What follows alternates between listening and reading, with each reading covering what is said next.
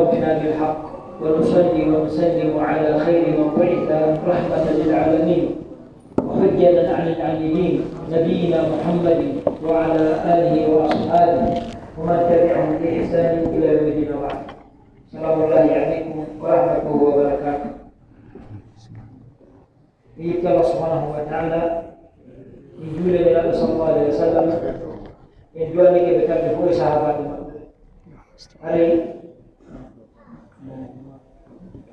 hari ko ni mando kuper rezo ini ma wala wala ni ma da rota wa telefon ma konsola daga ko buri mo resan sonje kami kuji are no haldira no holiti do ka juli de do hande de mari hobbe sena do bitane kadina beden kala tagire kanfan ulle ko bedo do fo geli no andonon Dr. Muhammad Diallo sore ay ko nani ko kala ko men motirino do den e dumundem inde dula de do mariyat munawwara al-jami'a al-islamiyya kulliyat ad-da'wa wa usul ad-din qism al-firaq wal adyan marhat al-doktor ay kambe seni do kambe mawbe men ka juli do imamu e conseiller e on be gadde fo nodde ngel be sero do bitane wallahu subhanahu wa ta'ala arsiki be ko hare non faydu mi wi e sheikh ghanim an ta'ala kana ma'rufan qabla al-jami'a wa ma'ruf huwa fi al-jami'a wa sayadhallu ma'rufan insha Allah. Hare itul Allah subhanahu wa ta'ala yalla longi be ko moƴƴude e ko yewtete hare de subani en do mawdu hittude do tori fu yu podu noppini hedo moy hare takhasus ma do wal firaq wal adyan woni woni dum ko fi feddeji dambiti di kal islam dum e fi diinaji façon ji diinaji ko an hare ko non cheikh ko man spécialité makko hare non ine ngandi dum non ko yondiri e imanuji e ko nanta dum ko do be subani en te mawdu ino we مواصفات أهل الإيمان مواصفات أهل الإيمان يعني صفاتي بالإيمان صفاتي بالإيمان يمكن قوم إلى به كلن كم بصفات كلن أنبتا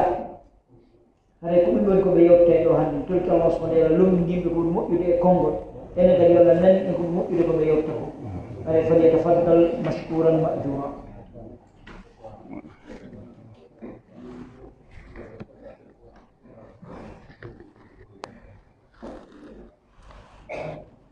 بسم الله الرحمن الرحيم. إن الحمد لله نحمده ونستعينه ونستغفره ونعوذ بالله من شرور أنفسنا ومن سيئات أعمالنا من يهده الله فلا مضل له ومن يضلل فلا هادي له وأشهد أن لا إله إلا الله وحده لا شريك له وأشهد أن محمدًا عبده ورسوله صلى الله عليه وعلى آله وأصحابه وعلى جميع من استنى بسنته واهتدى بهديه إلى يوم الدين. ثم أما بعد، أيها الجمع الكرام، أحييكم بتحية الإسلام،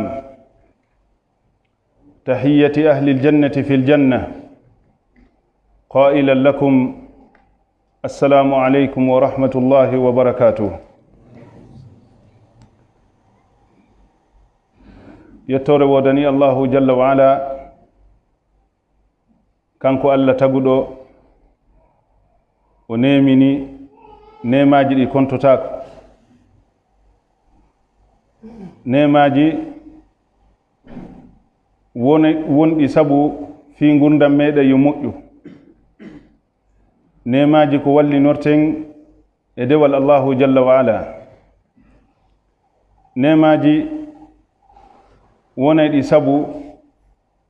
yo Allahu jalla wa ala hewtin en ka aljannaji makko ɗe yettamo kanko Allah tabaraka wa ta'ala e dow ɗum o ɗuɗɗini ɗiɗo nemaji haa ka tawata ɗilintotako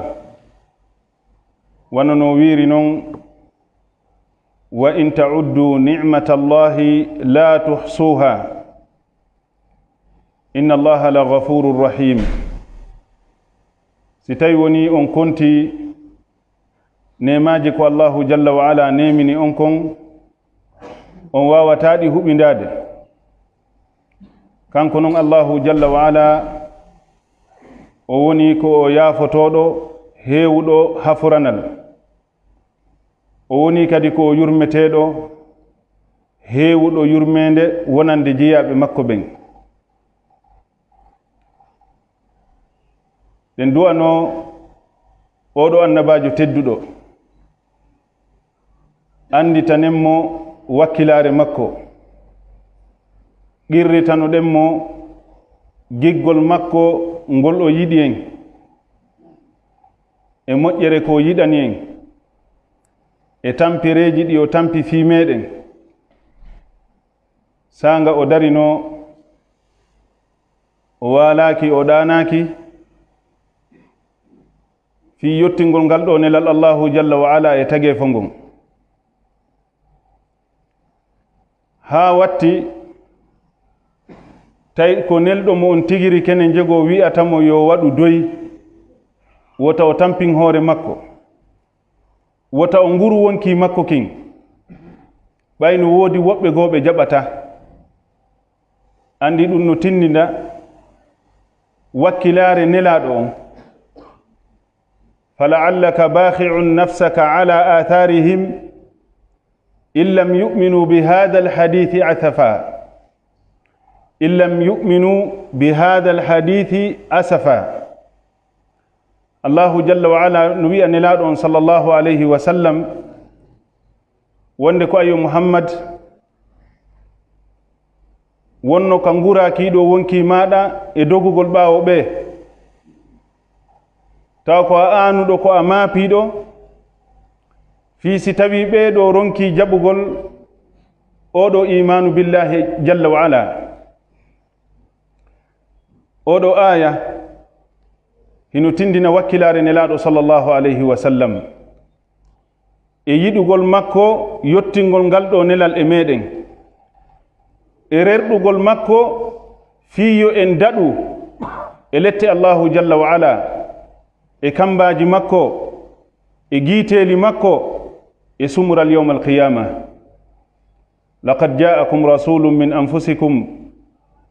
azizun alayhi ma anittum harisun alaykum bilmu'minina ra'ufur rahim ko ni woni ko allahu jalla wa ala siforimo ɗum noon o yettini ngal ɗo nelal no haniri noon o totti nde ɗo hoolare nde allahu jalla wa ala hoolimo hawa ñande o waynotono tagefo ngon tawi ko yaata yimɓe ɓuri guluji temedere no dari yeeso makko kanko nelaɗo on sallallahu alayhi wa sallam himo andi allahu jalla wa ala hino renimo ka o woni ɗon ko o seede makko e dow o jama mo nelimo e muɗum o woni himo wajade jama on o andina ɓe fi kulol allahu jalla wa ala o rerɗina ɓe fi gollugol golleji moƴƴi o rentina ɓe goto ɓe yo reno e haqqe ko woni hakkunde makko e siɗɗo makko o andita fi nde ɗo hoolare o tawna sokeyo makko ngon o sappo dow o wiya allahumma ala hal ballagtu allahumma fashhad allah e nele mi yottini nelal ko nelɗalankon e ɓe allah mi waɗima seede mi yottini ngal ɗon nelal allahu jalla wa ala o nooti konguɗi annabajo makko on o seeditanimo ɗon wonde o yottini nelal ko allahu jalla wa ala nelimo kon alyawma akmaltu lakum dinakum wa atmamtu alaykum ni'mati wa raditu lakum alislama dina alyahudaɓe ɓen ala ko ɓe nawliri en ka diina men ha hewti ngoɗo seedago ngo allahu jalla wa ala seediti nde ñande ko ɗum goɗɗo e maɓɓe wino umar ibn al-khattab radiyallahu anhu wa ardah wonde si tawino koye amin oɗo aya cippino hara meɗen heɓayno ngal ɗo geɓal immorde ka allahu jalla wa ala nde o nelata nelaɗo e amin ya ha kanko allah tigi o seedito wonde nelal ngal timmi hande kadi hay hunde manka allah weltori ko annabajo on yettini kon hara koye amin ɗum ɗo jippotono min waɗanayno ngal ɗo ayawal ma nden ɗon ñalande ka ɗon ɗon aya jippi min waɗanayno ɗum feeto ko min amanayno min weltano allahu jalla wa ala kamɓe ko noon ɓe wayi wonni min ɓe jogitotono ɗum ɗum feeto ngoɓe weltotono e muɗum seydina umar radiyallahu anhu jaabimo wonde ko noon tigi woni oɗo aya o jippaaki si wona e ñalande welo welo e dow amen menen oɗo annabajo o ne'ani en yimɓe moko baɓe tedduɓe ɓe allah seediti moko bayagal muɗum ɓe allah seediti moƴƴuki muɗum ɓe allah seeditani wakkilare muɗum ɓe allahu jalla wa ala yiɗi o weltori o yarli o fodi ɓe naatal aljanna tawi hiɓe wuuri والسابقون الأولون من المهاجرين والأنصار والذين اتبعوهم بإحسان رضي الله عنهم ورضوا عنه وأعد لهم جنات تجري تحتها الأنهار ɗiɗo ko haqqeji tati ɗi tawata yiɗen hiɗi udditirgol ɗi ndeɗo jonde waɗi ko haqqeji mawnuɗe dow meɗen andi tangol allahu jalla wa ala e nemaji makko ɗin e dow men e andi tangol nelaɗo on sallllahu alayhi wa sallam e gollal ko golli kon fi meɗen e andi tangol ɓeɗo sahabaɓe nelaɗo on sallllahu alayhi wa sallam waɗi karmokoɓe ɓen ɓe makay no jeeya e mande malede ɓiɗɗo adam no jeeya e mande malede ɓiɗɗo adam yiɗugol ɓeɗo sahabaɓe nelaɗo sallllahu alayhi wa sallam ñentina ɓe ka diina faamira diina kan no ɓeɗo faamirno noon no ɓeɗo noddirno noon ɗum no jeeya e malore neɗɗo ko ɗum waɗi si a ndaari dendanigal feddeji ɗin tawɓe ɓen no sali l'islamu selluɗo on a yiyata e maɓɓe weldiniɗo e sahabaɓe nelaɗon sallllahu alayhi wa sallam a jokkitataɓe e ko ɓe woni kon janga defte maɓɓe ko karmokoɓe maɓɓe windi kon karmokoɓe maɓɓe sincanɓe ɓe ɓen laawi ko ɓe yahata e muɗum ɓe acca laawol ngol nelaɗon sallllahu alayhi wa sallam noddi e muɗum a ndarata si wona a taway hiɓe mari tukkande nde ɓe tukki ɓeɗo sahabaɓe nelaɗon sallllahu alayhi wa sallam si wona ahlu sunnati wal jamaa ko kamɓe weltori ɓeɗo ko kamɓe bungiri ɓeɗo ko kamɓe ñembini ɓeɗo ka diina ko kamɓe woni ko iwtiri ɓaawo ɓeeɗo no ɓeeɗo wonirno noon fewndo nelaɗon sallllahu alayhi wa sallam ka nder diina ko ɗum waɗi allah ko o moƴƴo o yeggitaali ɓe kamɓe kadi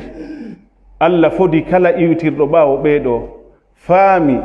faamu ɓeeɗo ngun ka diina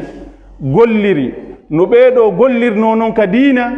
allah wi o fodi ɓen ɗon kadi yarluye makko on yawma alqiyama والذين اتبعوهم بإحسان رضي الله عنهم ورضوا عنه وأعد لهم جنات تجري تحتها الأنهار إذن ko nemaji mawɗi woni e dow men haqqeji janniɗi hanuɗen anditigol musidɓe julɓe tedduɓe e ɗiɗo ñalɗi ɗi wuuruɗen ɓay mawdu men on no ustage makiri ni ko muwasafatu ahli l iman ko yewtugol sifallaji ɗi allahu jalla wa ala sifitori yimɓe maleteɓe ɓen ka makko yimɓe heɓayɓe ɓen yurmede makko nden kanko allah jalla wa ala yimɓe mayayɓe ɓen rutto ka makko tawa ko wernoyteɓe e aljannaji makko towɗi ɗin kanko allahu jalla wa ala ko homɓe woni ɓe yimɓe ko hombo woni on jama ko homɓe wonata ngal dental ko ɗum woni mawdu yewtere men nden kono adalde ɗum seeɗa hiɗen fewndini ko mawni ma walla hiɗen fewndi e ko mawni ɗum woni ɗiɗo ñalɗi ñalɗi tedduɗi ɗi nelaɗo sallllahu alayhi wa sallam seedi tani wonde ko kanji woni ñalaaɗi ɓurɗi teddude e ñalaaɗi aduna on fof. nelaɗo sallllahu alayhi wa sallam seediti ɗum. allahu jalla wa ala o mawnini fiiɗiɗo ñalɗi. allah wondiri ɗi ka deftere makko teddunde wal fajir wa layalin ashr. jumhurul mufassirin karma ko ɓe firtoɓe alqur'ana ɓen ɓe maaki ko allahu jalla wa ala wi kon ɗo wal fajri wa layalin ashr, allah wondir peeral fajiri ngal o wondiri ñalaaɗi 10 arani ɗin ka donkin. ɗum woni hande ko go'o hino heddi balɗe 9 e ɗin ɗo ñalɗi ɗi allahu jalla wa ala wondiri. ɗiɗo non ñalɗi no woodi neɗɗo ko haani wattude hilla fewndo ka wonɗen ɗo. yowtugol ɗum koko himmi waɗi nafoore ɗiɗo jondeji, yowtugol yewtereji ma walla heɗagol yewtere. nafoore mum nden ko si neɗɗo on nafitori ɗum ka dewe makko ka golleji makko, wona ko nana kon tun wallina. ko ɗum waɗi nde allah yewtuno fi yewtereji makko ɗin o wi fabashir ibad alladina yastami'una alqawla fayattabi'una ahsana ulaika alladina hadahum allahu wa ulaika hum ulul albab. idan fewndo ɗo hino jari ka andintinen fiiɗiɗo ñalɗi e ko hanuɗen wakkilade e nder ɗiɗo ñalɗi. no yewtirɗen ni allahu jalla wa ala teddini fi majji. nelaɗo sallllahu alayhi wa sallam ɓe makani en ma min ayamin al'amalu salihu fiha ahabbu ila allahi jalla wa ala e riwaya goo afdalu inda allah min hadihi al-ayami al-ashr. qalu ya rasul allah wala al-jihadu fi sabilillah qala wala al-jihadu fi sabilillah illa rajulun kharaja binafsihi wa malihi thumma lam yarji' min dhalika bi shay'. hadith abdullah ibn umar arɗo ko musnad al-imam ahmad ibn hanbal mo cheikh al-albani rahmatullahi alayhi maki hadithon ko sahih. e hadith arɗo ko sahihul bukhari wowletake fi sellugol makko nelaɗon sallllahu alayhi wa sallam ɓe yewti fiiɗiɗo ñalɗi wono jangirɗen ni oɗo hadith abdullah ibn umar o inni kuntu inda rasulillahi sallllahu alayhi wa sallam fadakartu al a'mal. o maki ñandego harilanka nelaɗo sallllahu alayhi wa sallam mi woni e wowlugol fi golleji moƴƴi. on tuma nelaɗo on sallllahu alayhi wa sallam natti jaabi sahabajo ɓe maki ala e ñalɗi e ñalaɗe aduna on fof ɓurɗe mawnude ka allahu jalla wa ala. riwayaji no ari serti e riwaya goo ɓuraɗe yiɗede ka allahu jalla wa ala. e riwaya goo ko a'zamu ajran inda allah, ñalaɗi ɓurɗi marde joddi ka allahu jalla wa ala ka neɗɗo gollata gollal moƴƴal ha hewti ɗi ñalaɗi ɗi wuruɗen e muɗum fewndo ɗo. sahaba ɓen tigi ɓe ngalɗi nelaɗo komin gollata kon e nder ɗiɗo ñalɗi hino ɓuri golleji ko golleteɗɗin fof ka nder diina. no ɓuri komin watta kon fof ka nder diina. hay waɗugol jihadi fi sabilillah ƴetta kaafa e dagaje yaha piirida e heferaɓe. nelaɗo sallllahu alayhi wa sallam ɓe maki walal jihadu fi sabilillah. nelaɗo maki gollugol golleji moƴƴi e nder ɗi ñalɗi ɗo gila ñande donki wi go'o ha ñande donki wi'i 10. nelaɗo ɓe maki kala neɗɗo golluɗo ɗo gollal moƴƴal bi ma'na o juuli, o waɗi ɗiɗo nafiloji, o itti sadaka, o hoori, o jangi alquran, o waɗi dhikrullah. gotale ɗiɗo golleji haray no mawni ka allah ma walla no yiɗa ka allah ma no mari joddi ka allah ɓuri neɗɗo waɗɗo jihadi fi sabilillah. nelaɗo ɓe ittintini goto pet ɓe inni ko goto pet gollata gollal ɓurgal moƴƴude neɗɗo gollanɗo Allah gollal e nder ɗiɗo ñalɗi. Nelaɗo maaki illa rajulun kharaja bi nafsihi wa malihi thumma lam yarji' min dhalika bi shay. Nelaɗo maaki ko gooto neɗɗo yaltuɗo jihadi fi sabilillah taw mo wondi e jawdi makko, o yaha o waɗa jihadi, o ware ton jawdi makko ndin fof ƴette hara hay hunde artali ka makko, na wonki makko kin na jawdi makko ndin. Nelaɗo ɓe maaki ko oɗo tun ittintina e tawayɓe ɓen golluɗo gollal moƴƴal ɗo no ɓuri marde moƴƴere ka Allahu jalla wa ala. Idan siɗen fewndi ɗo haray ala ko foti e bayana, ala ko foti e waaju ha hewti annitingol fiɗiɗo ñalɗi. Waɗi honɗum musidɓe julɓe tedduɓe, iɗen andi duumagol e ɗiɗo golleji moƴƴi, hebbinorgol ɗiɗo naafiloji, ɗum no jeeya e ko ɓannata neɗɗo ka Allahu jalla wa ala, no jeeya e ko ɓattinta jiyaɗo ka Allah. Duumagol ɗiɗo golleji moƴƴi. Sen ndaari oɗo hadithu sahih, hadith qudsi, ka nelaɗo sallallahu alayhi wa sallam ɓe maaki wama taqarraba ilayya abdi bi shay'in ma taqarraba ilayya abdi bi shay'in ahabbu ilayya mimma aftaradtuhu ala nafsihi wala yazalu abdi yataqarrabu ilayya bin nawafili hatta uhibbah بماك فإذا أحببته كنت سمعه الذي يسمع به وبصره الذي يبصر به ويده التي يبطش بها ورجله التي يمشي بها. نلاد ماك كسكتور دي حديث ولئن سألني لأعطينه ولئن استعاذني لأعيذنه. أودو حديث كو حديث سلدو marɗo fa'ida jano e o waɓutu mo wonɗen ɗo yowtugol fi makko. Naforeji ɗi heɓeten ɗin e oɗo hadith. Ara nun ɗum nelaɗo sallallahu alayhi wa sallam ɓe maaki wala yazalu abdi yataqarrabu ilayya bin nawafili hatta uhibba. Jiyaɗo serata hino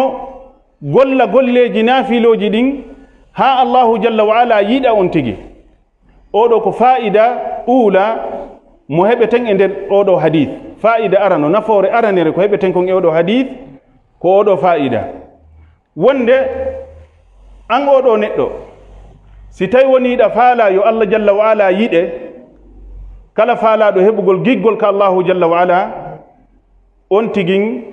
o hebbinoray gollugol ɗiɗo nafiloji.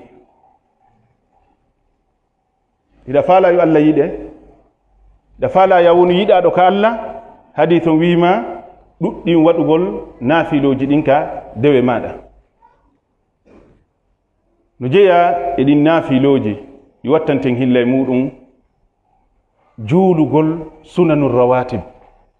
gollal moƴƴal marngal nafoore heewunde e ɓural mawnugal ka Allah, kono fayde wayi joni yahi ha wasi tawi woni joni en yeggitay oɗo sunna nelaɗo sallallahu alayhi wa sallam. Juulugol as-sunanu rawatib, mi lando landal ko honɗum woni as-sunanu rawatib. Miɗo yiɗi jaabede harana min tuwowle. as-sunanu rawatib ko homɓe jabanto en. Naam Sheikh.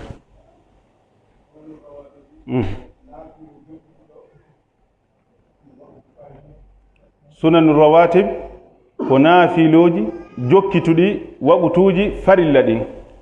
ɗum ko fana alansara futrogeje subaka. Tayyib, ko honno sunanu rawatib juulirte? Ko honɗe woni sunanu rawatib? Ono ɓaawa toon ka dambugal an yeƴƴitiiɗo. Naam, naam, toon hiɗo darɗe ɗiɗi ado subaka, nayi ado fana, nayi ɓaawo fana, ɗiɗi ɓaawo futuro, ɗiɗi ɓaawo geeƴe, haray woni 14. tayyib joni mi andi hakkille ɗen fini fi komi faala yewtude kam on fof ɗum andi sunanu rawatib ko juulugol darɗe nayi ado fana juula darɗe ɗiɗi ɓaawo fana juula darɗe ɗiɗi ɓaawo futuro juula darɗe ɗiɗi ɓaawo geeƴe juula darɗe ɗiɗi ado subaka nelaaɗo sallllahu alayhi wa sallam maaki sa duumike oɗo sunna allahu jalla wa ala mahante galle ka aljanna allah mahante galle ka aljanna en famodiri idan wakkiloɗen enen ɓeɗo sukaɓe duumoɗen e sifa ɗiɗo golleji moƴƴi ko nelaaɗo sallllahu alayhi wa sallam yewtirta en sifa ɗum ɗo ko fiyo en nafitor idan si tawi woni en nani tun en acci ka woni ɗon en himmirali ɗaɓɓugol gollal moƴƴal ngal haray en moƴƴinali no jeeya e naafiloji ɗin musidɓe julɓe tedduɓe ko tawata hino tentinaka diina meɗen juulugol salatul witre ko hombo andi koni salatul witre hombo sifantolan ko woni salatul witre min jon bayanaji ɗin namin tu wolta koye yewtu salatul witre ko honɗum naam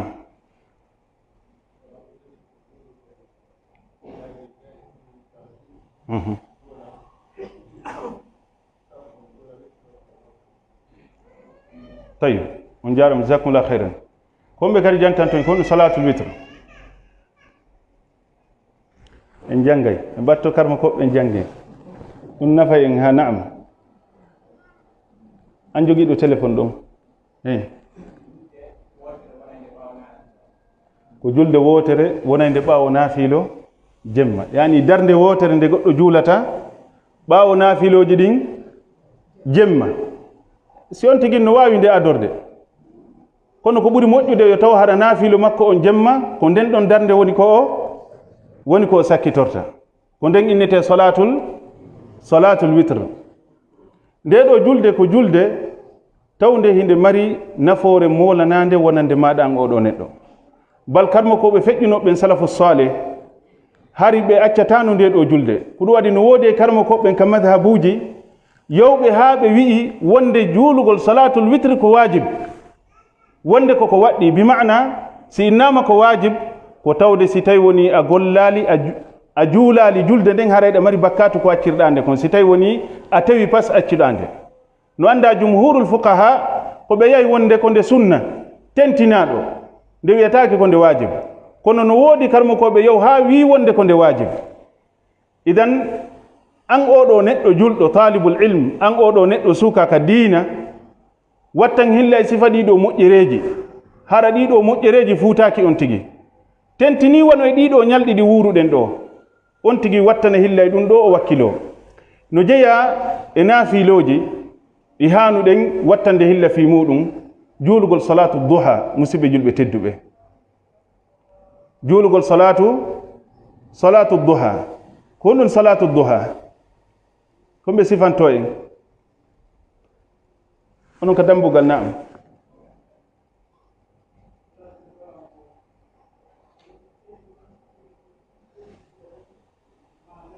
naam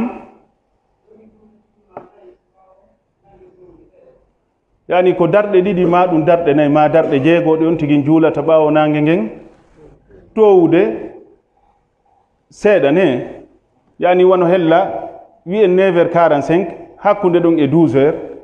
nelaaɗo sallllahu alayhi wa sallam hino manti yimɓe juulay ɓe ɗum ɗon hino fodi kadi moƴƴereji kadi ko ari e muɗum ɗiɗo fof ko sunnaji almuhim hadith men on hadith qudsi momi jangi on nelaaɗo sallllahu alayhi wa sallam maaki si tawiɗa faala yo allahu jalla wa ala yiɗe a hebbinoray juulugol ɗiɗo naafiloji wala yazalu abdi yataqarrabu ilayya binnawafili hatta uhibba no jeeya min alfawaid fi hada alhadith no jeeya e naforeji ɗi nafitorten oɗo hadith wonde kala neɗɗo faalaɗo moƴƴugol kala neɗɗo faalaɗo yo allahu wallumo o tabita e peewal on tigin koyo o duumo e gollugol ɗiɗo naafiloji kala faalaɗo tabitugol e peewal o wona ka nder diina o heƴaka nder diina tawa o darata ko harmi, o heɗotako ko harmi, o wowlata ko harmi, o yahata ka harmi, o memata ko harmi, hiɗa faala ɗum a dumoto e ɗiɗo nafiloji hara nder faali ɗin. idan ɗum ɗon no ari e oɗo hadith ka Allahu jalla wa ala wi'ata en ɗon kuntu sam'ahu alladhi yasma'u bihi wa basarahu alladhi yubsiru bihi wa yadahu allati yabtishu biha wa rijlahu allati yamshi biha. no jeeya e nafoore oɗo hadith wonde ɗiɗo naafiloji ɗi wonay sababe Allahu jalla wa ala jaabinana neɗɗanke du'a. si tawi woni ɗa faala jaabinanede du'a ka Allah duumoy ɗiɗo naafiloji en fof meɗen hiɗen yiɗi toragol Allah, yiɗen yiɗi kadi sen torike Allah yo Allah jaabinan en ko toriɗen kon. jonnon hadith on no holla e wonde si tawi ɗa faala yo Allah jaabinane du'a maɗa a hebbinoray ɗuɗɗingol ɗiɗo naafiloji. seede muɗum Allahu jalla wa ala wi ka sakkitorde hadith wonde neɗɗo duumotoɗon e naafilo wala in sa'alani la u'tiyanna, si tawi woni o torike lan tun mi okkoraymo ko torilan kon. wa kadhalika no jeeya e nafoore duumagol e ɗiɗo naafiloji musidɓe julɓe tedduɓe, nde Allahu jalla wa ala protégeta on tigi, nde Allah dandata on tigi, Allah reena ma e kala ko huluɗa, ko yimɓe bomɓe huluɗa, ko shirkoɓe huluɗa, ko kala pankareji ɗi huluɗa, si tawi woni a molori Allahu jalla wa ala o dandete sanga tawi ko a neɗɗo wakkilorɗo ɗiɗo naafiloji. jonnon e ɗiɗo ñalɗi ɗi wuruɗen ɗo ka nelaɗo sallllahu alayhi wa sallam maaki ko ñalaaɗi ɓurɗi moƴƴude e ñalaaɗi ɗin haray wattanen hilla e gollugol ɗiɗo naafiloji. no jeeya e ɗum ɗuɗɗingol ko winnete kon hoorugol e ɗiɗo ñalɗi. si tawi woni neɗɗon o heɓi feere o hoori gila ñande go'o han ñande jeenayi haray koko yiɗa ka diina. nelaɗon sallllahu alayhi wa sallam ɓe tindini en faade ɗum nokku ka ɓe maaki wonde ala e gollal moƴƴal ngal neɗɗo gollata yiɗangal ka Allah ha hewti neɗɗo gollanɗo Allah e ɗiɗo ñalɗi. idan fewndu ɗo no fewnditi ko setto ka horata korka, ka tawata kanɗon korka baraji ko heɓata kon ɗo ma ɗum ɓural ko heɓata kon ka korka ma ɗo a heɓata ɗum e korkaji hitande maɗa nden fof. occasion no udditanima ka juulata ɗo julɗele, Allahu jalla wa ala ƴettane ɗen ɗon julɗele o yoɓe joddi ka tawata o yoɓatama e sifa hitande nden fof, ma walla ka juulata julde marde ɓural nde tawata sifa muɗum ala e nder hitande nden fof. no gasa woɓɓe goo ɓe maaka ko honno ɗum wawata wonirde suumayeno ɗon, kono mi horirta ɗo korka mi heɓa baraji maɗum mi heɓa ɓural ka Allah ɓuri lewru suumaye. oɗo masala ko masala wonɗo hakkunde karmokoɓe ɓen, ko honɗum ɓuri mawnude ka Allah hakkunde ɗiɗo ñalɗi sappo ɗi nelaɗo sallllahu alayhi wa sallam janti e hadisaji selluɗe, e hakkunde balɗe sappo sakkitore ɗen ka suumaye, tawi suumaye fof balɗe sappo sakkitore ɓura ɗen tentinede ka suumaye, ko honɗum e majji ɓuri mawnude ka Allahu jalla wa ala. no woodi e karmokoɓe wiɓe wonde si ndaraman hadithaji ɗe nelaɗo yewtiɗen fi ɗiɗo ñalɗi, haray ɗiɗo ñalɗi hino mawni ka Allah ɓuri balɗe sappo sakkitore ɗen e suumaye. no woodi karmokoɓe waɗɓe yani tawfiq bayna nusus wono ardirta ɗo ni fi fadli yawmi arafa ma ɗum hadithaji ko nelaɗo yewti fi ɗiɗo ñalɗi, e ko ari kadi fi laylatul qadr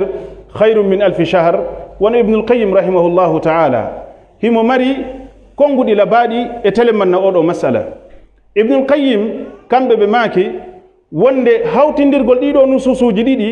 ɓay ko ɓe makata kon ka usul aljam'u awla min attarjih.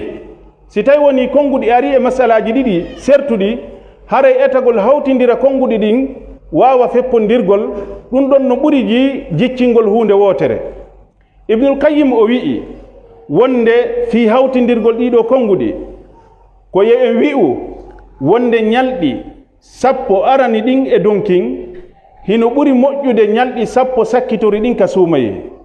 kono jemmaji sappo sakkitori ɗin ka suumaye hino ɓuri mawnude jemmaji sappo arani ɗin ka donkin. ibnul qayyim o yewtiri ni fi hawtindirgol ɗiɗo konguɗi. walakin al ulama almuhaqiqun kamɓe koɓɓen no woodi ɓe jaɓali ngol ɗo konngol ibnul qayyim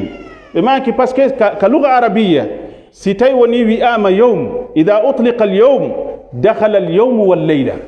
si tawi to wi'ama yawmu hara jemma e ñalorma fof naati nder ton idan ɓe maki wonde hadisaji ɗe luttay ka nelaɗo maki ɗon wonde ɗiɗo ñalɗi ko afdalu ayami dunia haray ɗum wattama e sooke meɗen ka jonde men ɗo musidɓe julɓe tedduɓe koyo en wakkilo heɓen fursa gollugol e ɗiɗo ñalɗi gollen gollal ngal tawata e nder hitande men nden fof a gollata gollal moƴƴal ɓuri ngal gollal ngal gollata fewndo ɗo amma toɓɓere men ɗimmere nden ka yewtere meɗen ko yewtugol fi sifati ahlil iman ɗum kadi no yiilo e aya goto ka deftere allahu jalla wa ala aya ka allah wi walmuminuna walmuminatu baduhum awliyau bad ya'muruna bilma'rufi wa yanhawna 'anil munkar wa yuqimuna as-salata wa yu'tuna az-zakah wa yuti'una allaha wa rasulahu الذي أولئك سيرحمهم الله إن الله عزيز حكيم وعد الله المؤمنين والمؤمنات جنات تجري من تحتها الأنهار خالدين فيها ومساكن طيبة في جنات عدن ورضوان من الله أكبر ذلك الفوز العظيم قلن دو وني قلن دو صفاجي يا الله جل وعلا صفي يوغا إغم دم ببن Allah fodi ɓe heɓugol yurmede makko nden Allah fodi ɓe natal aljannaji towɗi Allah fodi ɓe heɓugol yarluye ɓurɗo mawnude ko Allahu mari kon wonde okkay ɓe ɗum ɗon fensitugol ɗum ɗo ko ɗum ɗo wonata toɓɓere men ɗimmere e yewtere men nden haray noon kono nanirɗen ni oɗo aya arɗo ka suratu tawba himo ari e battane aya arɗo kadi ka suratu tawba yowti fi contraire ɓeɗo gomɗinɓe se wiɗo walmuminuna walmuminatu baduhum awliyau bad sa yiltike ɓawo ɗon seeɗa allah no yowti fi liddu muminina en tawi himo yowti fi almunafiquna walmunafiqatu baduhum min badin ya'muruna bilmunkar wa yanhawna عن المعروف ويقبضون أيديهم نسوا الله فنسيهم الذي إن المنافقين هم الفاسقون وعد الله المنافقين والمنافقات والكفار نار جهنم خالدين فيها ولتلا وعد الله المنافقين والمنافقات والكفار نار جهنم خالدين فيها هي حسبهم ولعنهم الله ولهم عذاب مقيم كم بيلي نقال له قبل هاي قوتا إلاكي نقال له قبل يالله جل وعلا دندو يوورو دنا نغرندان دو taw ko enen e ɓeeɗo wondoyta yawmal qiyama yo Allah dande wuurude ɗan gurdam taw ko ndi joddi ndi nanɗen ɗo yoɓoyteɗe yawmal qiyama idan Allah ɓay ko o moƴƴo o yewti en sifaji ɓen ɗon e alhaali maɓɓe bonɗo on e joddi maɓɓe bonni ndi ɓe hettoyta ndin fii wota en jeyoy e maɓɓe ko nden sifaji maɓɓe ɗin kamɓe almunafiquna walmunafiqat ba'duhum min ba'd nafigi gurdan nafigi ko wondugol tun e ɓaawo confiance hay goto hoolaki goɗɗo hay goto hoolaki goɗɗo hay goto accirta goɗɗo haaju mum hay goto yangota ko fi goɗɗo tampa fi goɗɗo ba'duhum min ba'd ya'muruna bil munkar wa yanhauna 'anil ma'ruf neɗɗo wuura tawa gurdam makko ɗan ko honɗum ko daranagol yamirgol ko boni o wona neɗɗo haɗowo ko moƴƴi ɓayɓe yimɓe hino woodi ko tongi ko yon tigi wowlu si yon tigi wowli a taway koko boni woni ko wowlata o nodda faade ko boni o pooɗa jama on faade konko boni bal ya ha o holla jama o wonde konko boni ɗon ko ɗum ɗo woni ko moƴƴi kon no woodi on ɓe tampande ɗum ka i filmuji ɗi yiyeten e none boneji majje ɗi suwareji ɗi yiyeten ɗi barji beere ɗi yiyeten ɗino keeli yeeyitorɗi ko yiyeten dendagal façon pankareji ko ɗe yiide ko woɓɓe darani ɗum woɓɓe woni dogude ɓaawo ɗum woɓɓe woni finansude ɗum woɓɓe woni yanganade ɗum jemma e ñalorma ɓe ala ɗanade fiyo ɗum marsu idan ko ɓeeɗo allah ni ya'muruna bil munkari wa yanhauna anil ma'ruf wa yaqbiduna aydiyahum hiɓe tama kadi juuɗe maɓɓe ɗen woɓɓe kadi no faamingal ɗo aya wal faamu bonɗo wonde no jeeya e maande neɗɗo naafigiijo juulugol tama juuɗe ɗen ka julde dalil makkon allah wi wa yaqbiduna aydiyahum ɗo ko faljere ka faljere molnande waɗi nelaaɗo sallllahu alayhi wa sallam naani janniri qur'an o sahabaɓe nelaaɗon sallllahu alayhi wa sallam naani ɓe faamiri wa yaqbiduna aydiyahum idan goɗɗo si ari ɗo hannde o wiima kanko fiimo sali tamugol juuɗe ma fiimo añi tamugol juuɗe taw koyo ƴettu kadi neɗɗo dariɗo e goonga e sunna o wiya on ko o jeyaɗo e naafigiɓe ɓe allah wi werde maɓɓe nden ko naaro jahannama khalidina fiha o andi majjere no hulɓini idan wa yaqbiduna aydiyahum ko yimɓe tamayɓe sookeje maɓɓe ɗen tawa ɓe nafkata jawle maɓɓe ɗen ka nafata diina kan ɓe yurminta miskin ɓe dankota ko miskin ɓe dankota ko gandal ɓe finansata fiyo jange ɓe wallata fi moƴƴereji ɗin ko ɓeeɗo allahu jalla wa ala wi wa yaqbiduna aydiyahum allah wi nasullaha fa nasiyahum ɓe wuuri gurdan ɓe yeggiti fi allah allahu jalla wa ala kanko kadi o hawki ɓe allah wona o yeggitowo kono yeggitugol makko goɗɗo so wi wonde o yeggitiɓe bi mana o hawku fi maɓɓe o pottini ɓe yurmede makko nden o yilti noon hande kadi o fodi ɓe ɗe lette ɗe jantiɗen ɗa wa'ada allahu almunafiqina walmunafiqati walkuffara nara jahannama khalidina fiha neɗɗo wuruɗo ɗan gurdan ɗan jantiɗen ɗo joni allah wi werde makko nden ko nara jahannama khalidina fiha si o naati kadi ka nder lette ton ko luttinteɗo ka nder lette ton yilti kadi werde makko nden no woniri ni ka nder yiite allah wi o woɗɗintinimo kadi e yurmede makko nden allah wi wa la'nahumullah yani ko hoyre ɓurde muusude e hoyreji ɗin ko kamba ɓurɗo mawnude e kambaji ɗin allah tawɗo si o yurminalima ala hay goto yurminowoma o allah o wi'a wonde o woɗɗinima yurmede makko nden wa la'nahumullah ɓay ko ɗum innete alla'na ko attardu wal ibadu an rahmatillahi jalla wa ala allah wi walahum adabum muqim kala wuruɗo ɗan gurdan ɗen jantiɗen ɗanane allah wi hare on tigil no mari werde ka nder yiite so o naati ko o ñiiɓayɗo ka nder yiite ton idan ɗo ko ella mawɗo no anda siɗe wowlude fi luttugol ka yiite neɗɗo si tawi woni o mayiri tawhid tawi mo wondi e tawhid mo jaɓi oɗo kalimatu la ilaha illallah nafa'atuhu yawman ngol ɗo konngol nafoyemo ñande goo wonno allah jalla wa ala sunna on tigi ittiri bakkatuji makko ɗin o yaltinoyemo ñande goo e yurmede makko e ɓural makko kanko allahu jalla wa ala ko ɗo kadi neɗɗo shirku on o woni seefu bandi on fof waɗi bandi kala no woniri si hewti ka dangal no mari ka sumata ha e lajal ñande goo yurmine wiye moodi ono e ɓi nder ga yo o yaltino naade ka aljanna si wona neɗɗo mushrik billahi jalla wa ala al mushriku so naati kanko hare lanni o hewti ka werde makko idan arten noon joni e sifaji gomɗimɓe ɓen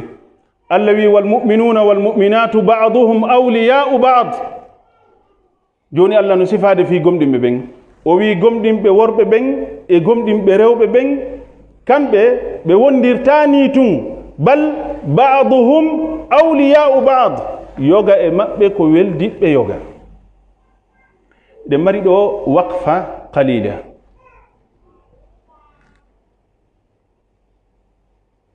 allah wi wal mu'minuna wal mu'minat gomɗimɓe ɓen ka worɓe e gomɗimɓe ɓen ka rewɓe ma huwa al iman arten kadi seeɗa ma huwa al iman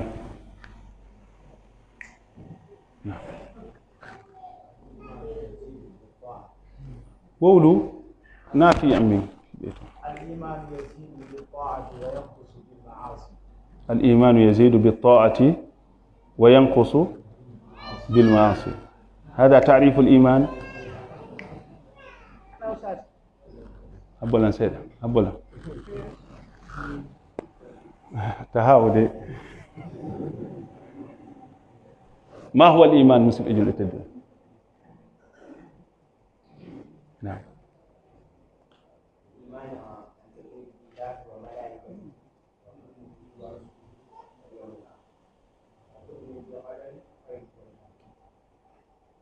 طيب جون مثال زي كيسيون في ينفهم دونك أركان الإيمان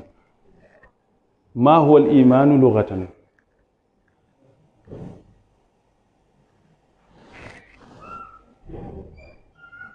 الإيمان لغة التصديق نعم واصطلاحا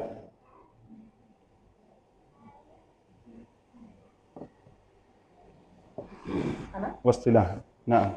أنت الإيمان اصطلاحا أنا أعرف الإيمان بالله أيوة الإيمان بالله اصطلاحا الإيمان بالله والتؤمن بالله والملائكته وكتبه واليوم الآخر وخير وشر. طيب بارك الله فيك. إذن مسبب جلب تدبه الله جل وعلا أدي ندقل أودو آية والمؤمنون والمؤمنات gondim be ben ka worbe gomdim be ben ka rewbe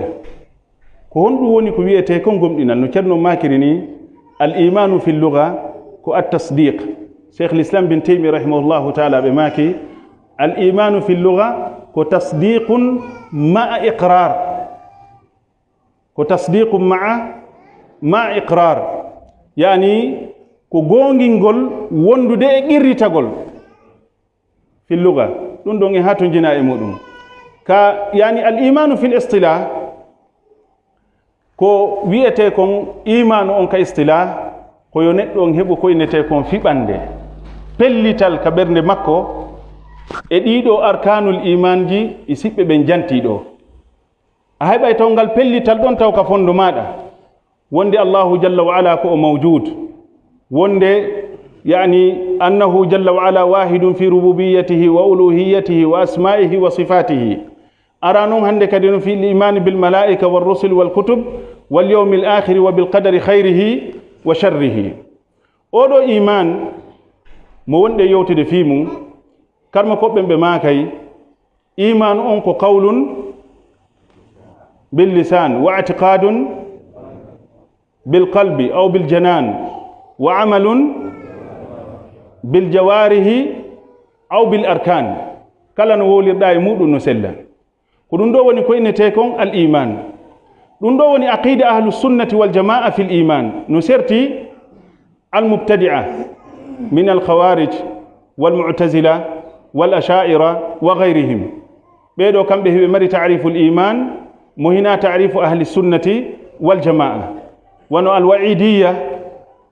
ويتبع الخوارج والمعتزلة الإيمان عندهم قول باللسان واعتقاد بالجنان وعمل بالأركان وهو جزء واحد لا يتجزأ إذا ذهب بعضه ذهب كله قلون الإيمان عند الوعيدية أما الأشاعرة والكلابية وغيرهم بيدو الإيمان عندهم هو التصديق هاي بيدن بيناني الوعيدية بمعنى الخوارج والمعتزلة هي بفتني يعني اغود يندرجب ايمانو دين هنا ودي كدي كبه لوري اندرجب ايمانو دين وانا حكم مرتكب الكبيرة نياوore neddo faggitido bakkatu mawdo الخوارج والمعتزلة be fotti wonde odo ko neddo natowo kayite ko luttintedo kadi kayite kono hibe lurri nokku gotum ko let ko yite honge woni ka sumata e mudum ko yite honge woni ka sumata e mudum beeda be wi wonde o sunnete e yite heferabe ben tigiri dum woni al khawarij amma al mu'tazila be wi o natay ka yite o sunne ka yite kono na e yite ka heferabe ben sunnete don o sunnete إذن كنون دوني فرق بين الخوارج والمعتزلة في هذه المسألة. طيب جوني كنون دوني كوين تيكون إيمان الله نجوني سفي والمؤمنون والمؤمنات قم دم ببن كوربه قم دم ببن كروبه الله ويكو بعضهم أولياء بعض يوغا إمبه كويل دبه يوغا. إذن صفة أرانو مؤلا صفري قم دم ببن باوين أندو دي كوية تيكون إيمان كوين تيكون الحب في الله كو يدي نديرغول في الله weldugol fi Allah wallondirgol hakkundeji meɗen enen gomɗinɓe ɓen tambondirgol hakkundeji meɗen enen gomɗinɓe ɓen wota wuuru etoɗa ha cheytan wona ka fondo maɗa tawa an gurdam maɗan fof ko fii ka goɗɗo goo lorroto tawa an gurdam maɗan fof ko ka goɗɗo goo tampata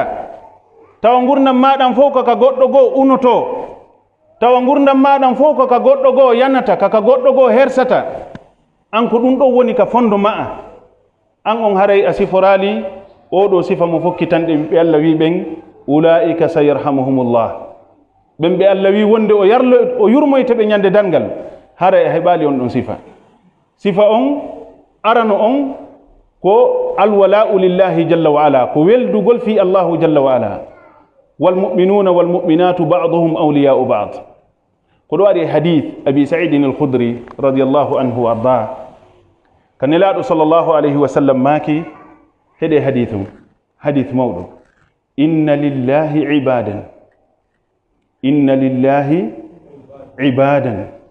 ليسوا بأنبياء ولا شهداء ولكن يخبطهم الأنبياء والشهداء بمنازلهم يوم القيامة نلادو صلى الله عليه وسلم بماكي الله أنو مري جيابي الله أنو مري جيابي أرأي بن يند دنگل بن جيابي الله ونابي النبابي ونابي ينوب شهيد كونو النبابي بن ينوب شهيد بن نولي بلاسيجي مبه كبه ورنو يتدون يند دنگل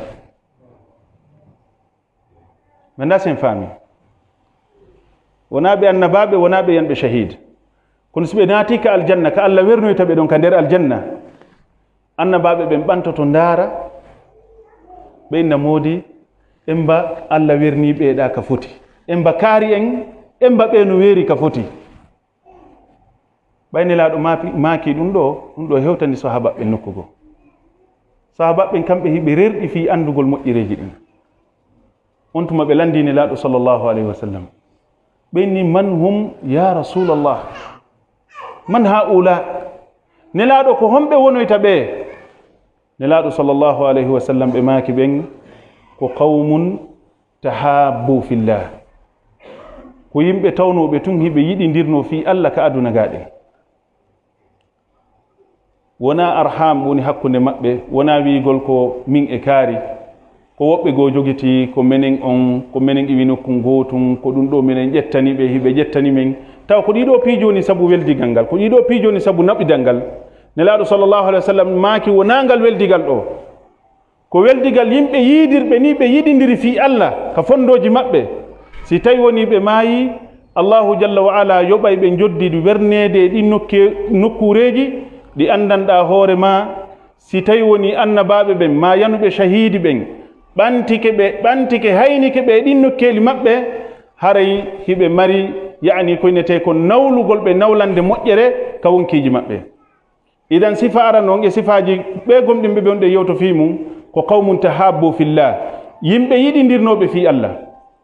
Allah wi walmuminuna walmuminatu baduhum awliya'u bad sifa ɗimmo on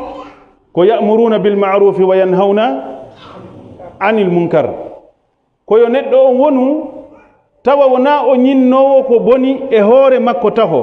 o jaɓata kadi ko boni ko ñiiɓa e hoore siɗɗo makko on ya'muruna bilma'rufi wa yanhawna anil munkar wona neɗɗo yamirowo ko moƴƴi noddayɗo faade e ko moƴƴi tindinowo faade e moƴƴere ɗum ɗo noon a fuɗɗore taw hoore ma si a woni ko a waajotoɗo si a woni ko a noddowo a fuɗɗoray taw noddugol hoore ma fuɗɗoɗa waajagol hoore ma andina kiiɗo wonkima wonde a mara malore ka Allahu jalla wa ala si tawi woni ki wonkiki moƴƴali andina wonkima kin a mara malore ka Allahu jalla wa ala si tawi a wowtinaki ko moƴƴi kon andina wonki maɗa kin a mara malore ka Allah hatuma accuɗa ko boni kon woodi hande buye sukaɓe meɗe wiyeɓe ɓe wata accude ko boni wono darugol ko harmi gerda on tigin wonnoma wata accude darugol ko harmi e golleji buyi golleji harmuɗi ko tawata yimɓe ɓennoye muɗum idan sa wawali hoore ma taw an tigiri hara fiyake ma on no hulɓini ko foti sa yehi ha a yi ɗum ɗo ko bone a andi ko bone an tigi taw doga pottintina hoore maɗa e oɗo bone no jeeya e ko wallete ɗum ya andu ko ɗum ɗo wiyete taqwallahi jalla wa ala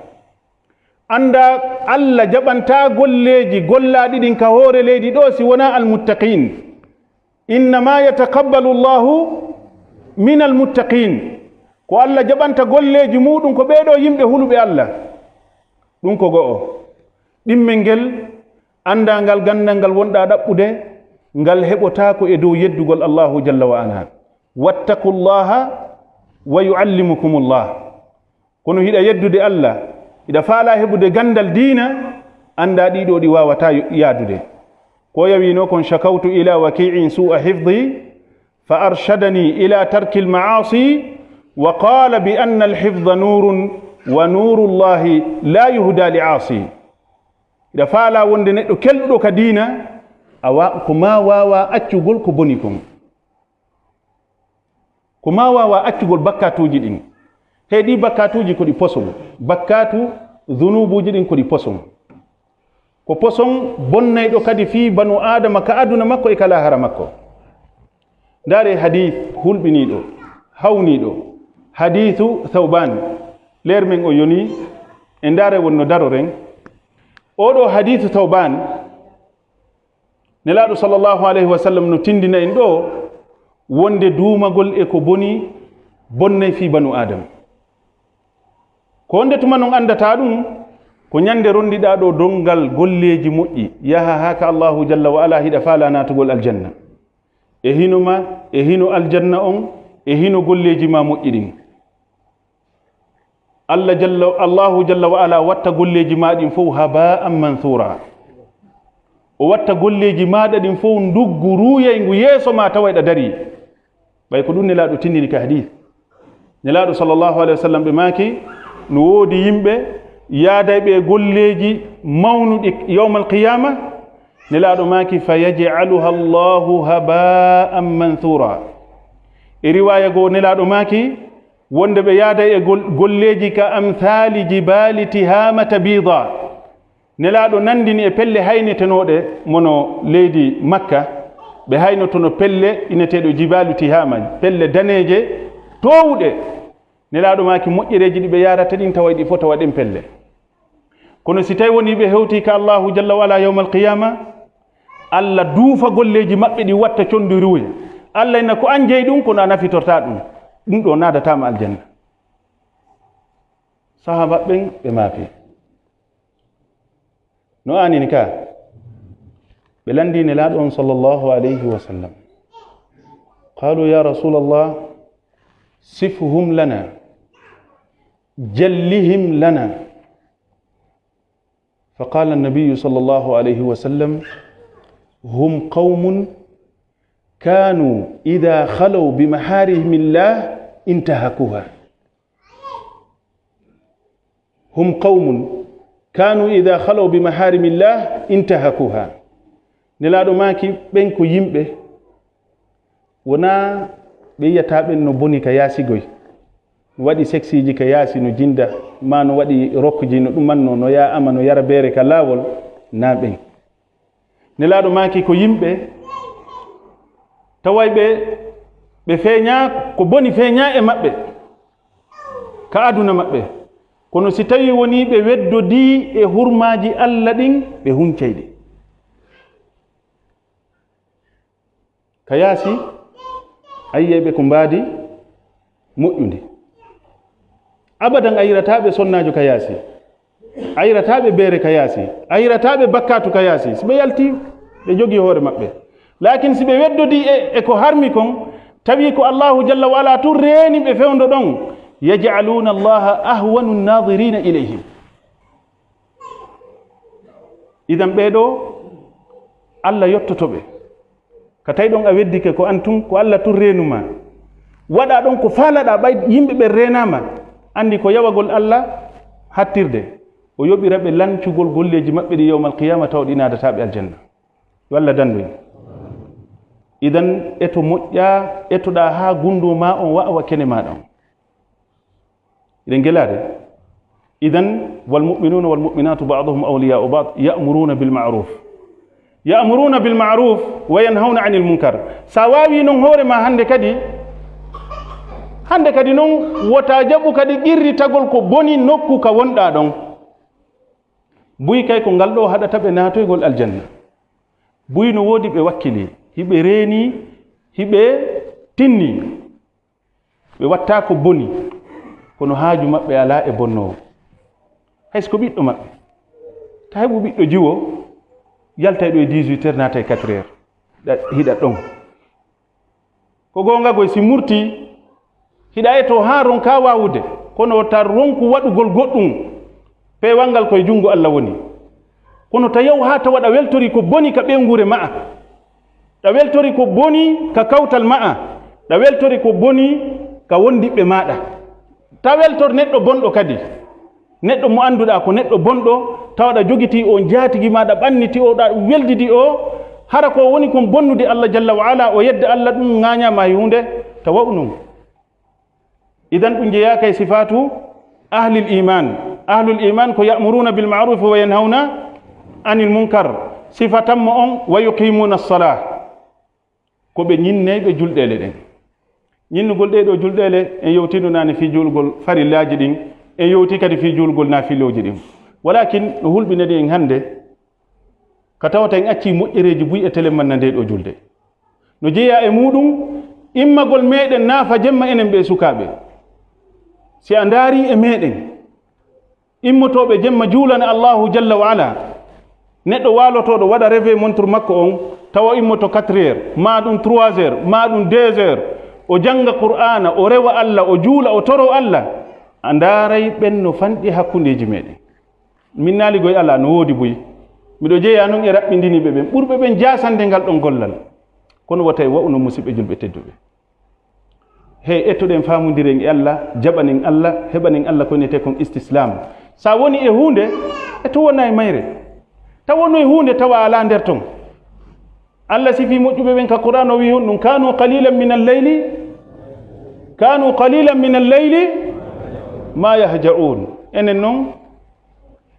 wiɗen kanu qalilan min alleyli ma yusallun ɗum ko juulat ɗen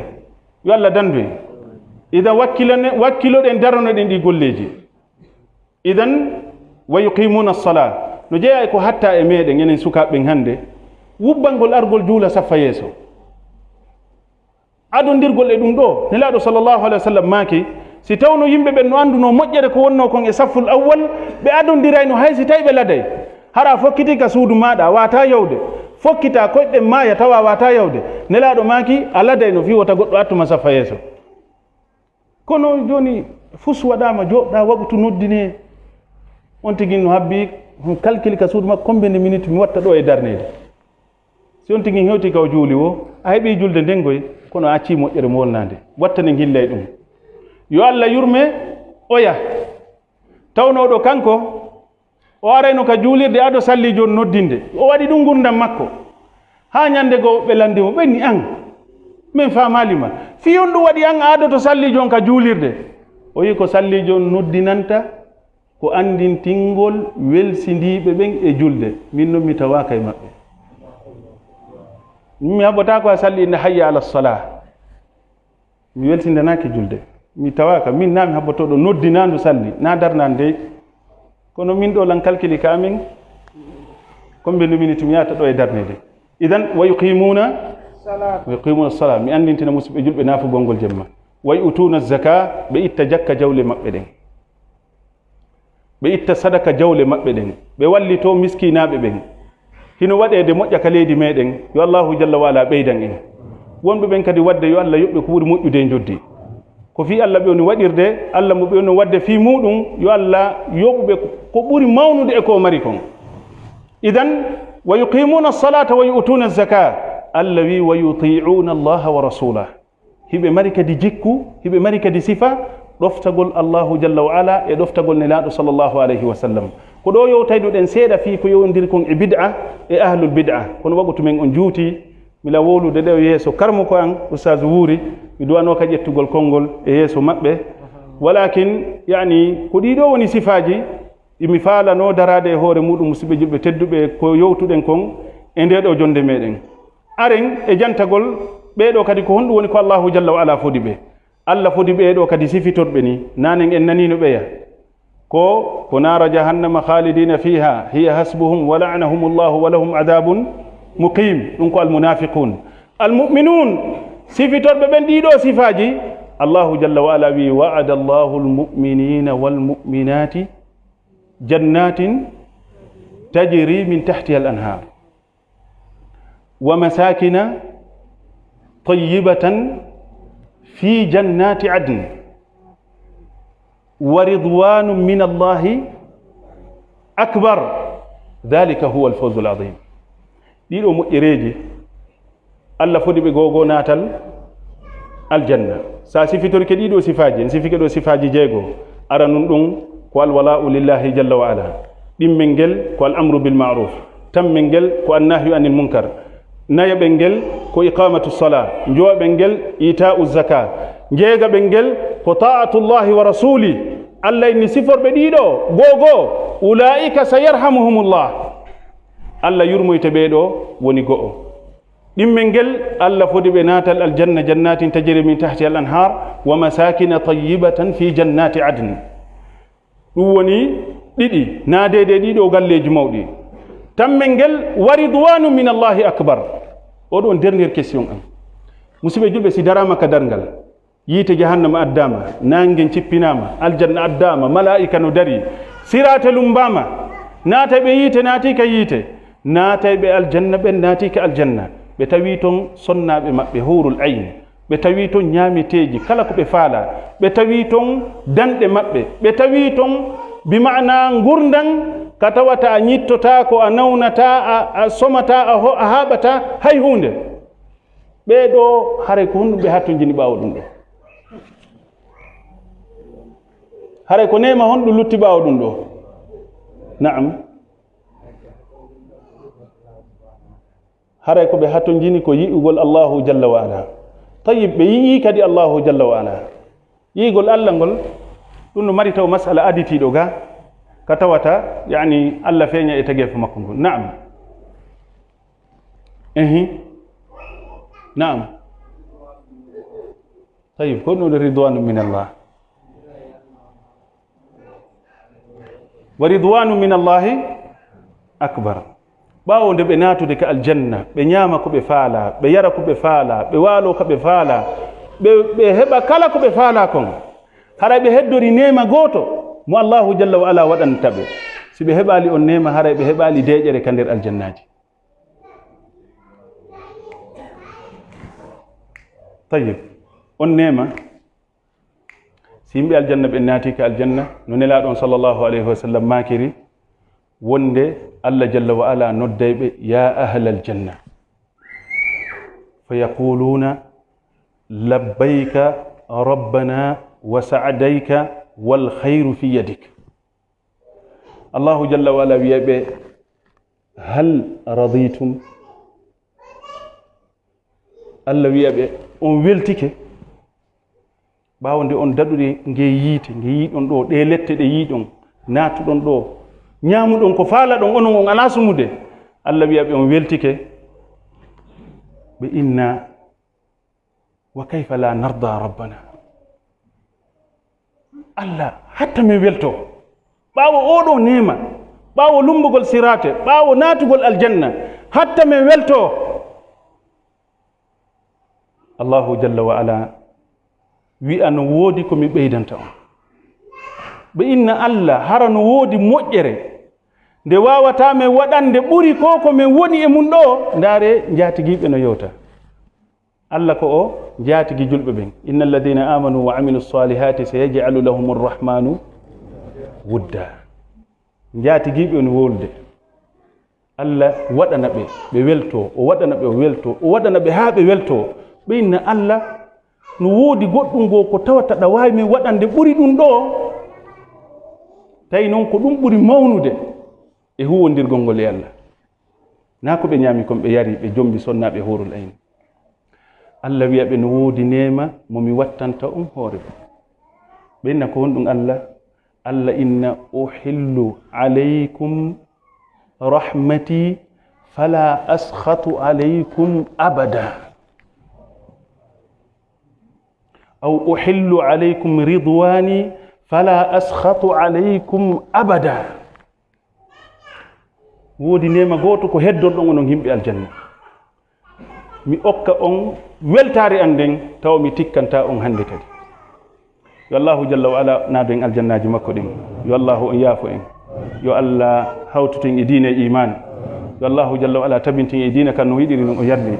subhanaka allahumma wa bihamdik nashhadu an la ilaha illa anta nastaghfiruka wa natubu ilayk subhana rabbika rabbil izzati amma yasifun wa salamun ala al mursalin walhamdulillahi rabbil alamin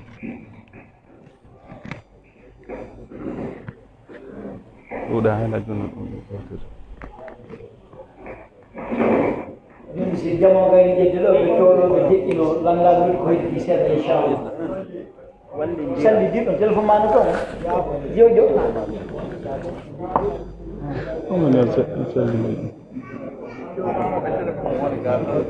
assalamu aleykum ustad alhamdulillah ni miɗo bayana aw barakallah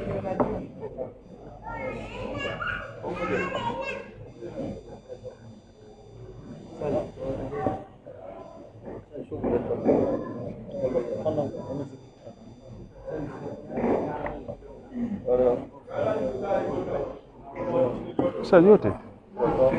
ya kon bay ko sa Suleiman o de jamande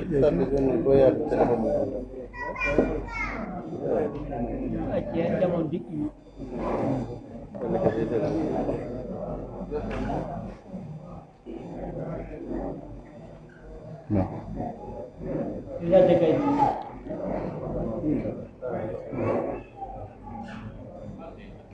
بسم الله الرحمن الرحيم وصلى الله وسلم على رسوله وبعد جزا الله شيخنا خير ما جاز به الداعي اليه سبحانه وقد افاد وأجاد وقد اتى بما يكفي ويشفي اسال الله سبحانه وتعالى ان يجعل هذه الكلمات التي نفعنا بها في ميزان حسنات يوم القيامه ويجعلنا ممن يستمعون القول فيتبعون احسن هذا تيجيون مما راتالي كوتي كارمو كوام بماكي كوماكي دي كونفوشي كارمو كوما ماكي نايا وول استانو يولا نكون اتنو وول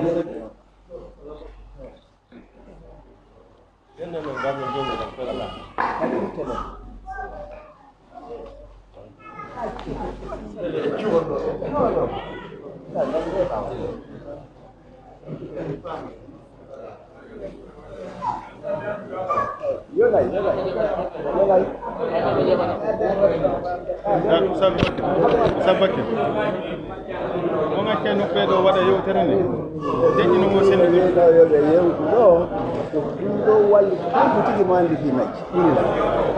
acca ɗum haɓe waɗa yewtere kala ɗo lani to na téléphone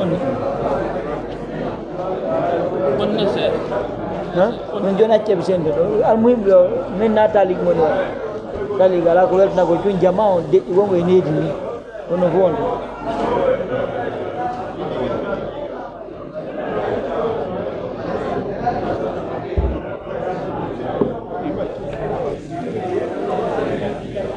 to ko ɗum wonde bisimillah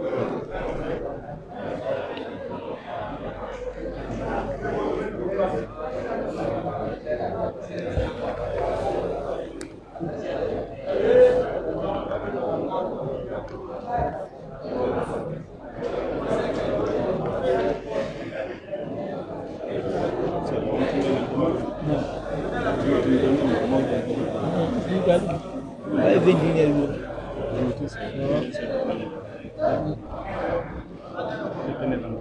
oh inshallah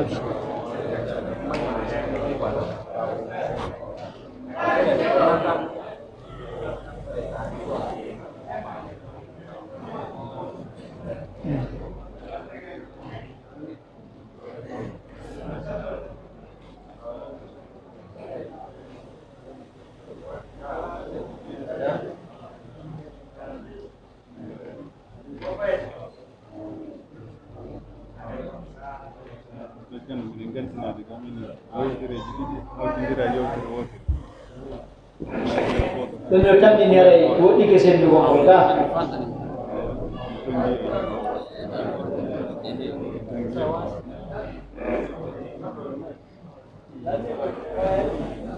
aray si tawi woɗɗike sendugo on wala deeƴe gaynitoɗen programme men on niɗɗi jama wayno ara wiide weltanike karmo ko men ɓen en duwanike ɓen torki Allah waɗanɓe ko mandaki maɓɓe moƴƴi ene kadi yo Allah woɓɓe nanoɓe jaɓ ɓe yewtonde yewteji kendereji ɗi hanɓe watte hakkille mum nde gandi noon enen sahi mo wuurɗen on ko haala ɗuuɗi golle fan koko ɓe yewten ɗo ɓe adduranike en ɗo golleji moƴƴi si ɓe addi fi imanuji nataliɗi fusnoni kono mari konngol gotol pet komi holla jama on ɗo fi ko yowde ɗe balɗe sappo ɗo buyno woodi finne nde ɓe fiɓi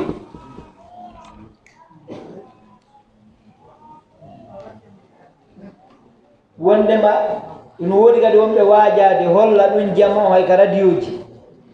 wondema ɗe balɗe sappo ɗo ɗe hooretaki jeeyaka e sunna hurugol قد يكون شبهة وقد يكون إناد وقد يكون سوء قلب وقد يكون غير ذلك والله أعلم ربما تمسكا بحديث في صحيح مسلم حديث عائشة أمنا أم المؤمنين رضي الله عنها وأرضاها لنعيشة صحيح مسلم لنعيشة ماكي بيال نرى صلى الله عليه وسلم نهور له بلد دوني بيال نرى نهور kurat ini ko mi alana de in detail ton ko baytum ni anda no gasa e men do jogido dum do mano andi jogido dum hande mene radio 15 ha e 18 heures ko non goddo landila landangal wo wondema goddo yeeti ke boy karama ko benkati wondema jeyaka e sunna horugol de nyaade mo parce que nela do horano mo do ko faljere njande e angal faamugo dinsi ko karmo ko jo yeetimo are karmo ko jo no mankira faamu no mankira ganda si tawi kadi ko anyuɗo tun are ɗum ɗon ko feere hatto jinatode andugo nelaɗo horiɓe ma horane sunna nelaɗo ko tati ɓuri lolde ton ko golle maɓɓe ɗen e yamirore maɓɓe ɗen e irritande maɓɓe bal ko yamirore maɓɓe ɗen ɓuri tiiɗude golle maɓɓe par ce que golle maɓɓe nala ko min khususiyatihi sallllahu alayhi wa sallam amma yamirore si ɓe yamiri ma ɓe rerɗini gollal yo golle a raali ko timmini ngal ɗo gollal ko heeraningal goɗɗo e mofte maɓɓe ɗen huɓite mofte maɓɓe ɗen fof ɗo noon nelaɗo ferlitu kala gollal par ce que ɓe makali ko gollal kaariwal ɓe maki ma min ayamin al amalu salihu fiha العمل الصالح ولا شك ولا ريب أن الصيام داخل فيها دخولا أوليا سينا ما تقول لي مؤمنين أريكور كنات ناتن دي أرنير سكتي الله دون كلا كو شريعة يميري يقول لي كلا كو شريعة يميري إنه ناتي له ما من أيام العمل الصالح فيها مو إتتي أنتم وأدي دليل إذن قدوة إمام النووي رحمة الله عليه كشرح صحيح مسلم هم يوتي أنكم تمتس في شرح هذا الحديث في صحيح مسلم kare ko rabbini ko wata jama on hoditor ɗum rabbindino e horugol ngo e ɗi ñalaaɗi baraji ko heɓoto e horugol ko heɓota ko e dewal wosina e horugol idan haray no joni kadi ka sunna bi daoud ko sunna ibne majah e sonnaɓe nelaɗo goo kadi wondema nelaɗo hooriɓe ɓe balɗe ɗo ino jolli toon kadi idan si tawi goɗɗo yewtay yewtere wiya ɗum ɗo no harmima ɗum ɗo no dagi fala budda an yattalia fala ma o ƴellito konnguɗi karama ko ɓen taw si oɗo wolnoɗo ɗum o yiltinake ka char sahi muslim ɓay ko hadith nene aysa ka sahi muslim o dallinori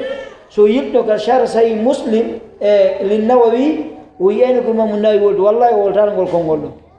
kono haray ko fanɗugol faamu on woni oɗum e fanɗugol ƴellitagol ko karama koɓe makko no e deftere saɗo wolta o haɗataɗo julɓe ɓen ɗum donc haray en tori jama wattugol hakki ko ɓe yewti en ɗo kon wattani hakkille nde toɓɓere fota wallahi ko wonɗe wadde kon ko fiimen ko ɓuri kamde kon fof ko ndeyata goɗɗo rewa Allah wasi ko gaño makko hen to ko woni rewde Allah donc ɓayle ko satti o en hoota e joni ko addaɗen ɗo addiraɗen ɗo ko fi en gollu koko ɓirirɗen ɗo wakkilo ɗen gollen hittini ɗo nandi ɗo ko ɓe woli ɗon andi yimɓe subha ɓen sa woɗɗu waɗi sa ɓaday karma ko ɓen jannguɗa hulɓini watta heɓutana mo yaada kaala si goɗɗo fiɗanima qur'an o wi aya moɓe janggani en ɗo almunafiquna walmunafiqatu baɗum min baɗ yamuruna bil munkar wa yanhawna anil ma'ruf wa yaqbiduna aydiyahum o wi ɗum ko madarasa haɓɓe a jaɓi ɗum a hoolike ɗum a yehi a wi a heeɓi gandal hara naate tan a ka natale hara ma yaqbiduna aydiyahum andi ahlu shubha daiman yatatabba'una shubhat neɓɓe ɓe fa ɓerɗe mum laaɓa ɓe yiɗa sunna nelaɗon ɓe fala ko yo goltire ɓe ɗaɓɓay tunga qur'ana e ka sunna kala ka ɓe heeɓi ɓe tawi ɓe sikki kum maɓɓe kum marsire ɗon ɓe puto ɓe lamdata ko gon ɗum man mana on ɓe lamdata ko gon ɗum ɗon figi ɗoɗare watte hakkille kiiji moƴƴa ɓarɗen karma koɓe suuɗi mohadaraji ɗo no ɓe karma koɓe ɗo jamanu duwa arde heɗo moƴƴa ɓe heɓay naforeji wala watti ɗon jangge réseau sociaux ɗen jaɓo janngude réseau sociaux si wona hara ko karama koɓe ɓe hooli ɗen laaɓi post tentini facebook du'aji ko waddete facebook kañumma e façon juldeji e façon korkaji ko waddete facebook a ƴetti facebook waɗi karama ko ma amara karama ko jogo laaɓuɗo reedu marɗo gandal ka yiltoɗa hollama o sellinanama a rondoɗo buku yadaka Allah subhanahu wa taala sikkaɗa e soɓe wa badalahu min allahi ma lam yakunu yahtasibun idan torki Allah subhanahu wa taala yo Allah arsi ko yiɓugol gonga yo Allah arsi ken tabitugol e gonga yo Allah arsi ken timmugol e dow gonga wa sallallahu wa sallama ala rasulihi wa ba'd hare ɓe mati yomin andini jama moadara on juuti kono ko juutini moadara on yani ɓe hawtinir piiji ɗiɗi e yii ɓe reɗɗini e taw fi golleji moƴƴi ɗin yilti ɓerani ke sifaji yimɓe imanu ɓen andi ɗum noon ko ma juuta makere ɓe gantini jama on ko juuti kon ha yewti fewno ɗo mbiɗan noon jama on kan no welti sabu mi wona radindi ga o yi jama no welti tan huuli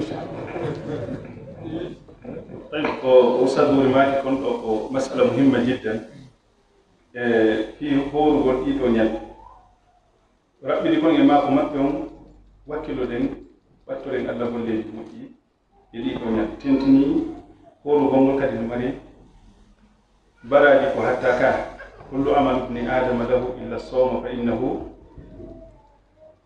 no woodi hadith ka sunan abi dawud sunnaji nelaɗo sallllahu alayhi wa sallam o maaki wonde nelaɗo sallllahu alayhi wa sallam ɓe hoori ɗiɗo ñalɗi jeeɗe cheikh al albani ɓe maaki wonde hadithum ko hadithum sahih ko fi ittugol ɗo suba mo maaki ɓay komi anditi ɗo min kadi har woɓɓe lande kela nafsu se ɓenni har la yewte fi ƴuɓɓe men yalti kaasi ɓen min faalano howrude kono ɓaymen nani wonde wona sunna tawi bare nelaɗo sallah sallam ɓe yamirino ɓe maakiri ni ɓe golli kadi sonnaji maɓɓe seeti kadi joni contre confusion ɗo watta ko sonnaji maɓɓe go wiya mi yiyaani nelaɗo sallllahu alayhi wa sallam no hoori ɗiɗo ñalɗi wonno nene aicha radiallahu anha mi yiyaani ka qaida ilmiya ɓe innayi almuthbitu muqaddamun ala nnafi si tawi woni riwayaji ɗiɗi ari oɗo no tabintini gollal oɗo no riiwi gollal ngal haray tabintinɗo gollal ngal on ɗon ardinte e dow riiwuɗo on gollal ngal waɗi ɗum ɗo ko ziyadatu ilm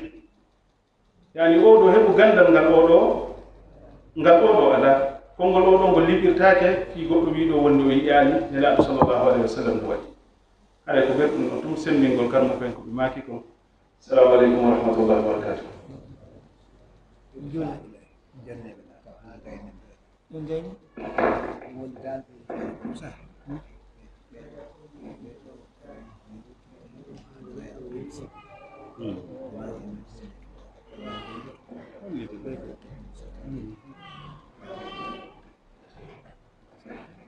بسم الله الرحمن الرحيم الحمد لله رب العالمين en jarni karama hoɓɓe e weltanike ɓe wattanude jama seeni ɗo fof yo allah weltanange fuu jallaɓe fof malaɓe naatoɓe aljanna joni haray ɗo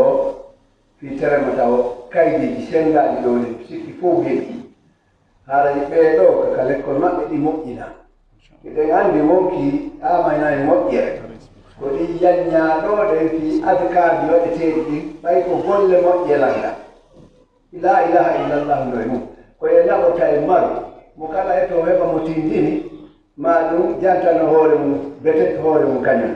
telema ka kaydi ko ɗum ɗo yallah newnu waɗoye alay woɓɓe no seedi ɗo ko waɗeteɗi kadi ɗeña fi ɗeñalaɗi ɗi ñalaɗi voilà koye ɗe ɗo balɗe yewtaɓe fi mum ɗo ɓay ko ɗe waɗano yewtede ko ɗum addi kaydiji ɗi koye jogoɗo ɗen heɓen ko waɗege nder ɗe ɗo balɗe ara na ha ɗaɓɓitoye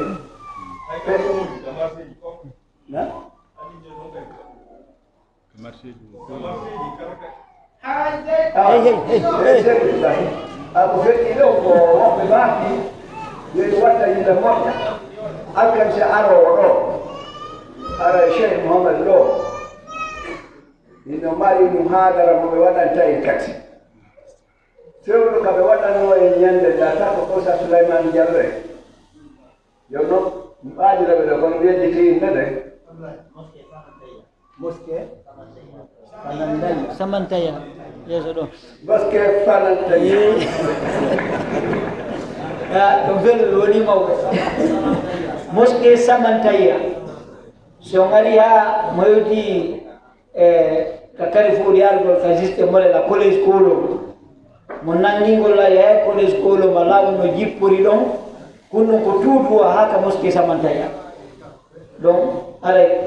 ko ɗon woni cheikh o ko waɗi ka yewtere nden inchallah e jeudi aron tammini fakkude futtogeje ka voilà alkamisa wona e jeudi koye alkamisa donc haala hakkude futto e gueɗe joni ara ɗo mi jontuɗo micro on ɗi kaydiji ɗo ɗi takbiraji ɗi won dan takbiraji ɗi allahu akbar no ari siiha ɗi no ari siiha tati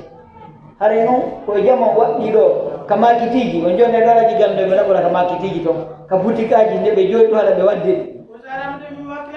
awa inchallah jarama ka bureau ji ɓe ka bureau ji ɗeɗi o naɓor ɓe ka otoje ko taximani o naɓor mo kala koni takbirat ɗiɗi ko waɗeteɗi e ɗe balɗe sappo arane ɗo yandi jamo wakkilo sahabaɓe ko nonogol mo abou hurayra e abdoulah bne oumar yayno ka hunduko makiki ɓe annintina jama on ɗi takbiraji ɗo e ɗeɗo ɗe ñala haray so ni jaɓɓi kañ na oni no hun jaɗo e nder 2 secondes haray o gayni kata ɗa seppude a waɗay ɗaka baki koto ma a waɗay ɗa jooɗi ka filasi ma a waɗay ɗaka bureau maɗa siñude a waɗay kala ka wonɗa a waɗay fiyo allah mawnine moƴƴa